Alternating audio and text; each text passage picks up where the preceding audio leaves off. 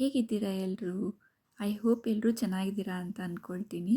ನಾನು ಪೂಜಾ. ಇವತ್ತು ನಾನು ಮಾರ್ನಿಂಗಿಂದನೇ ವ್ಲಾಗ್ನ ಸ್ಟಾರ್ಟ್ ಮಾಡಿದ್ದೀನಿ.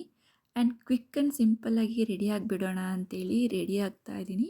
ಏನಕ್ಕಪ್ಪ ಅಂತಂದರೆ ನಂಜನಗೂಡ್ಗೆ ಹೋಗಬೇಕಾಗಿದೆ. ಮಗುಗೆ ಮುಡಿ ಕೊಡಿಸ್ಬೇಕು. ಹಸ್ಬೆಂಡ್ಗೂ ಕೂಡ ಇವತ್ತೇ ಫ್ರೀ ಇರೋದ್ರಿಂದ ಹೋಗಿ ಮುಡಿನ ಕೊಡಿಸ್ಕೊಂಡು ಬಂದುಬಿಡೋಣ ಅಂತೇಳಿ ರೆಡಿ ಆಗ್ತಾ ಇದ್ದೀನಿ. ಹಾಗೆ ಪೂಜೆ ಕೂಡ ಮುಗಿಸ್ಕೊಂಬಿಡೋಣ ಅಂತೇಳಿ ಪೂಜೆಗೂ ಕೂಡ ರೆಡಿ ಮಾಡ್ಕೊಳ್ತಾ ಇದ್ದೀನಿ. ಈ ರೀತಿ ಎಲ್ಲಾದರೂ ಹೊರಗಡೆ ದೇವಸ್ಥಾನಗಳಿಗೆ ಹೋಗ್ತೀವಿ ಅಂತಂದರೆ ಮನೆಯಲ್ಲಿ ಪೂಜೆ ಕಾರ್ಯಗಳನ್ನ ಮುಗಿಸ್ಕೊಂಡು ಹೋದರೆ ಮನಸ್ಸಿಗೆ ಏನೋ ಒಂದು ರೀತಿ ಸಮಾಧಾನ ಇರುತ್ತೆ. ಹಾಗಾಗಿ ಪೂಜೆನೂ ಕೂಡ ಮುಗಿಸ್ಕೊಳ್ತಾ ಇದ್ದೀನಿ. ಇದು ನನ್ನೊಬ್ಳಿಗೆ ಮಾತ್ರ ಅಲ್ಲ, ಸಾಮಾನ್ಯವಾಗಿ ಎಲ್ಲ ಗೃಹಿಣಿಯರಿಗೂ ಕೂಡ ಇದೇ ರೀತಿ ಫೀಲ್ ಆಗುತ್ತೆ ಅಂತ ಅನಿಸುತ್ತೆ. ದೇವರಿಗೆ ದೀಪ ಹಚ್ಚಿ ಮನೆಯಲ್ಲಿ ಸ್ವಲ್ಪ ಧೂಪ ಕೂಡ ಹಾಕಿ ತುಂಬ ದಿನ ಆಗಿತ್ತು.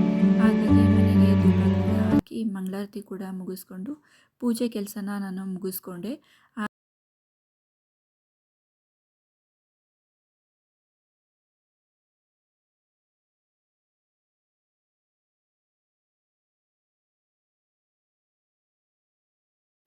ಹಾಗೆ ಹೇರ್ ಕೂಡ ಇನ್ನೂ ವೆಟ್ಟಾಗೇ ಇತ್ತು. ಹಾಗಾಗಿ ಡ್ರೈ ಮಾಡ್ಕೊಬಿಡೋಣ ಅಂತೇಳಿ ಬಾಲ್ಕನಿಗೆ ಬಂದು ಸ್ವಲ್ಪ ಹೇರ್ನ ಡ್ರೈ ಮಾಡ್ಕೊಳ್ತಾ ಇದ್ದೀನಿ. ಟಿಫನ್ ಕೆಲಸ ಎಲ್ಲ ಬೆಳಗ್ಗೆನೇ ಮುಗಿಸ್ಕೊಂಡಿದ್ದೆ, ಅದನ್ನು ಶೂಟ್ ಮಾಡ್ಕೊಳ್ಳಿಕ್ಕಾಗಲಿಲ್ಲ. ಪಾಪಗೊಂದು ಸರಿ ಮಾಡ್ಕೊಳ್ಬೇಕಾಗಿತ್ತು, ಅದೊಂದು ಉಳಿಸ್ಕೊಂಡಿದ್ದೆ. ಹಾಗಾಗಿ ಸರಿ ಕೂಡ ಈಗ ಪ್ರಿಪೇರ್ ಮಾಡ್ಕೊಳ್ತಾ ಇದ್ದೀನಿ. ಏಕೆಂದರೆ ಹೊರಗಡೆ ಹೋದ್ಮೇಲೆ ಎಷ್ಟೊತ್ತಾಗುತ್ತೆ ಅಂತ ಹೇಳಲಿಕ್ಕಾಗಲ್ಲ. ಪಾಪು ಹಸ್ಕೊಂಡಿರ್ತಾನೆ, ಅಲ್ಲೆಲ್ಲೂ ಹೊರಗಡೆನೂ ತಿನ್ನಿಸ್ಲಿಕ್ಕಾಗಲ್ಲ, ಸೇಫ್ ಇರಲ್ಲ ಮಗುಗೆ.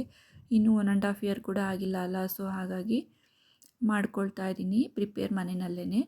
ಹಾಗೆ ಪಾಪುಗೂ ಕೂಡ ಇವತ್ತೇನು ಸ್ನಾನನ ಮಾಡಿಸ್ಕೊಳ್ಳಿಕ್ಕೆ ಹೋಗಲಿಲ್ಲ, ಯಾಕಂದರೆ ಟೆಂಪಲ್ನಲ್ಲೇ ಹೊಳೆನಲ್ಲಿ ಮಾಡಿಸ್ಬೇಕಾಗುತ್ತೆ. ಮುಡಿ ಕೊಟ್ಟ ಮೇಲೆ ಮತ್ತೆ ಮತ್ತೆ ಮಾಡಿಸೋದು ಬೇಡ, ಶೀತ ಆಗಿಬಿಡುತ್ತೆ ಅಂತೇಳಿ ಬರೀ ಡ್ರೆಸ್ ಚೇಂಜ್ ಮಾತ್ರನೇ ಮಾಡ್ಕೊಳ್ತಾ ಇದ್ದೀನಿ ಎದುರುಗಡೆ ಆಂಟಿ ಜೊತೆಯಲ್ಲೇ ಮಾತಾಡಿಕೊಂಡು. ಹಾಗೆ ಟೆಂಪಲ್ಗೂ ಕೂಡ ಹೊರಡ್ತಾ ಇದ್ದೀವಿ ಈಗ.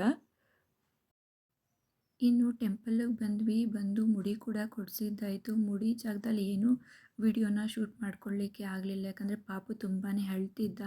ಸಿಂಪಲ್ಲಾಗಿ ಹೊಳೆನಲ್ಲಿ ಸ್ನಾನ ಮಾಡಿಸ್ಕೊಂಡ್ವಿ. ಸದ್ಯ ಬಿಸಿಲಿತ್ತು, ಚಳಿ ಇರಲಿಲ್ಲ, ಸಿಂಪಲ್ಲಾಗಿ ಮಾಡಿಸ್ಕೊಂಡ್ವಿ. ನೋಡಿ ಹೇಗೆ ಕಾಣಿಸ್ತಿದ್ದಾನೆ ಅಂತೇಳಿ, ತುಂಬಾ ಹತ್ಬಿಟ್ಟ. ಈಗ ಇದು ಸ್ವಲ್ಪ ತಲೆಗೆ ಗಂಧನೆಲ್ಲ ಲೇಪನ ಮಾಡಿಸ್ತಾ ಇದ್ದೀವಿ ಮಗುಗೆ. ಇಷ್ಟೆಲ್ಲ ಮುಗಿಯೋಷ್ಟರಲ್ಲೇ ಟೈಮ್ ಆಗಲೇ 12 ಆಗಿಬಿಟ್ಟಿತ್ತು. ಅನೌನ್ಸ್ಮೆಂಟ್ ಕೂಡ ನಡೆಸ್ತಾಯಿದ್ರು ಆಗಲೇ 1 ಟೆಂಪಲ್ ಕ್ಲೋಸ್ ಆಗುತ್ತೆ ಅಂತ ಹೇಳಿ.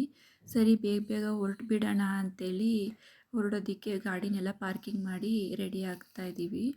ಸರಿಯಾದ ಜಾಗದಲ್ಲಿ ಪಾರ್ಕಿಂಗ್ ಮಾಡಿರಲಿಲ್ಲ, ಹಾಗಾಗಿ ಸರಿಯಾದ ಜಾಗದಲ್ಲಿ ಪಾರ್ಕಿಂಗ್ ಕೂಡ ಮಾಡಿಕೊಂಡು ಟೆಂಪಲ್ ಒಳಗಡೆ ಹೋಗ್ತಾ ಇದ್ದೀವಿ. ಅಂದ್ಕೊಂಡಷ್ಟೇನು ತುಂಬಾ ರಶ್ ಇರಲಿಲ್ಲ, ಬಟ್ ಅದೇನಂದರೆ ತುಂಬ ಲೇಟ್ ಆಗಿಬಿಟ್ಟಿತ್ತು. ಸ್ವಲ್ಪ ಒಂದು 12:30 ಆಗಿಬಿಟ್ಟಿತ್ತು ಎಂಟ್ರಿ ತೊಗೊಂಡಾಗ. 1 ಟೆಂಪಲ್ ಕ್ಲೋಸ್ ಆಗಿಬಿಡುತ್ತೆ. ದರ್ಶನ ಸ್ವಲ್ಪ ಸರಿಯಾಗಿ ಮನಸ್ಫೂರ್ತಿಯಾಗಿ ದೇವರನ್ನು ನೋಡಲಿಕ್ಕಾಗಲಿಲ್ಲ ಅನ್ನೋದು ಸ್ವಲ್ಪ ಬೇಜಾರಾಯಿತು. ಅಲ್ಲಿ ಹೊಳೆ ಹತ್ರ ಸ್ವಲ್ಪ ಲೇಟ್ ಆಗಿಬಿಡ್ತು, ಮಗುಗೆ ಮುಡಿಯೆಲ್ಲ ಕೊಡಿಸ್ಬೇಕಿತ್ತಲ್ಲ. ಹಾಗಾಗಿ ಒಳಗಡೆ ನೋಡಿ ಎಷ್ಟು ಕ್ರೌಡ್ ಇದೆ ಅಂತೇಳಿ. ಹೊರಗಡೆ ನಾವು ಬರಬೇಕಾದ್ರೆ ಜನನೇ ಇರಲಿಲ್ಲ. ಒಳಗಡೆ ಬಂದರೆ ಇಲ್ಲಿ ಸ್ಟ್ರಕ್ ಆಗಿಬಿಟ್ಟಿತ್ತು, ಯಾಕಂದರೆ 1 ಟೆಂಪಲ್ ಕ್ಲೋಸ್ ಆಗುತ್ತಲ್ಲ, ಹಾಗಾಗಿ ಸ್ಟ್ರಕ್ ಆಗಿಬಿಟ್ಟಿತ್ತು. ಆಮೇಲೆ ಸ್ವಲ್ಪ ಹೊತ್ತಾದಮೇಲೆ ಒಂದು 10 ಮಿನಿಟ್ಸ್ ಆದಮೇಲೆ ಬಿಟ್ಟರು ಎಲ್ಲರನ್ನೂ. ದರ್ಶನ ಮುಗಿಸ್ಕೊಂಡು ಬಂದು ಸ್ವಲ್ಪ ಕೂತ್ಕೊಂಡ್ಬಿಡೋಣ ಅಂತೇಳಿ ಕೂತ್ಕೊಂಡ್ವಿ. ಪಾಪು ನನ್ನನ್ನು ಬಿಡಿ, ನಾನು ಓಡಾಡಬೇಕು ಅಂತೇಳಿ ಸಖತ್ ಗಲಾಟೆ ಮಾಡ್ತಿದ್ದ. ಹಾಗಾಗಿ ಬೇಡ ಹೊರಗಡೆ ಹೋಗೋಣ ಅಂತೇಳಿ ನನ್ನ ಹಸ್ಬೆಂಡ್ ಕರ್ಕೊಂಡು ಬಂದರು. ಸರಿ ಅಂತೇಳಿ ನಾನು ಸ್ವಲ್ಪ ವೀಡಿಯೋಸ್ ಎಷ್ಟಾಗುತ್ತೆ ಅಷ್ಟು ಸಣ್ಣದಾಗಿ ವೀಡಿಯೋಸ್ ಕೂಡ ಮಾಡಿಕೊಂಡೆ. ಹಾಗೆ ಒಂದಷ್ಟು ಫೋಟೋಸ್ ಕೂಡ ತಗೊಂಡ್ವಿ. ಮಧ್ಯಾಹ್ನದ ಸಮಯ ಆಗಿದ್ದರಿಂದ ಅಲ್ಲೇ ಪ್ರಸಾದ ಕೂಡ ಆಯಿತು, ಅಲ್ಲೇ ಊಟ ಮುಗಿಸ್ಕೊಂಡ್ವಿ ನಾವು. ಇದಾಗಿತ್ತು ಇವತ್ತಿನ ಸಣ್ಣ ವಿಡಿಯೋ. ನಿಮ್ಮೆಲ್ಲರಿಗೂ ಇಷ್ಟ ಆಗಿದರೆ ಒಂದು ಲೈಕ್ ಕೊಡಿ, ಹಾಗೆ ಶೇರ್ ಮಾಡೋದನ್ನು ಮರಿಬೇಡಿ. ಯಾರೆಲ್ಲ ಹೊಸದಾಗಿ ನನ್ನ ಚಾನಲ್ನ ವಿಸಿಟ್ ಮಾಡಿ ನೋಡ್ತಿದ್ದೀರೋ ದಯವಿಟ್ಟು ಸಬ್ಸ್ಕ್ರೈಬ್ ಮಾಡ್ಕೊಂಡು ನೋಡಿ. Thank you.